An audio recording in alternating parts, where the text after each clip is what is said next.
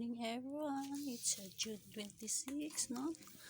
2025. So, yung ginagawa ko ngayon guys ay magluluto ako ng spaghetti. Yan. Yan, ready na.